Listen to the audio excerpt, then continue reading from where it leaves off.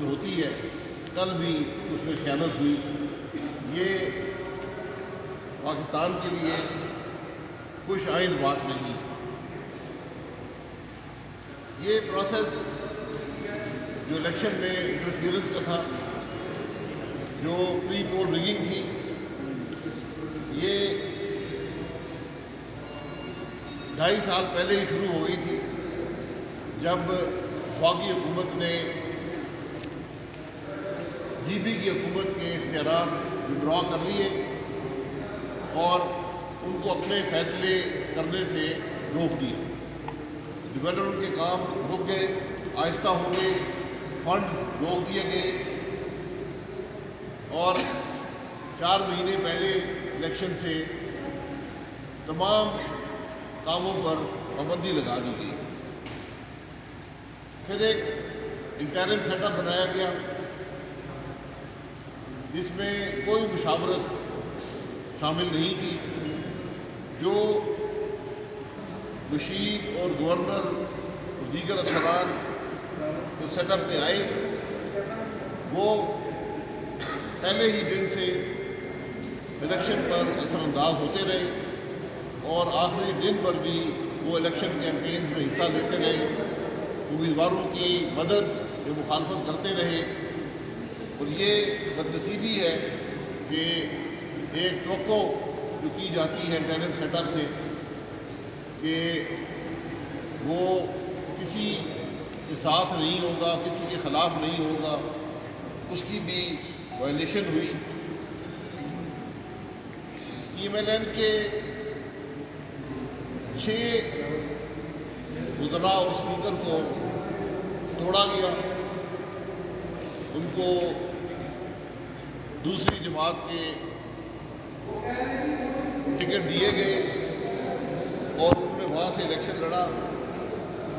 ہمارے امیدواروں کو ہرانے کے لیے بڑے سائنٹیفک طریقے سے کھڑے کیے گئے، جو چند سو ووٹ دے کر ان کو ہرانے کے لیے استعمال ہوئے. الیکشن 15 اگست کو ہونے تھے، ان کو پوسٹ پون کیا گیا تاکہ اس ریگنگ کے لیے وقت مل سکے. اور جب 3 مہینے بعد الیکشن ہوئے، اس کے نتائج آپ کے سامنے ہے.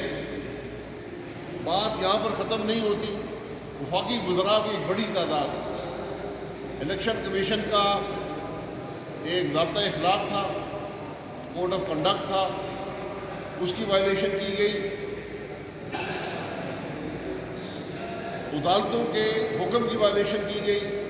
وفاقی وزراء کی ایک بڑی تعداد، جس میں کشمیر افیئرز کے وزیر جو براہ راست جی بی حکومت کے ذمہ دار ہوتے ہیں، وہ کیمپین کے پہلے دن سے آخری دن تک وہاں موجود رہے، جلسے کیے، وعدے کیے.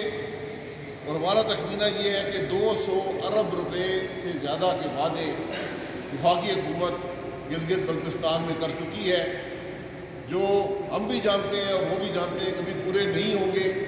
لیکن الیکشن میں یہ حربے استعمال کیے گئے جو مکمل طور پر الیکشن کے اصولوں کی، الیکشن کی جو اسپرٹ ہوتی ہے، اس کی مخالفت ہے، اس کی نفی ہے. وفاقی وسائل استعمال کیے گئے. ہمیں وہاں سے ووٹ خریدنے کی بھی مصدقہ اطلاعات آئی ہیں.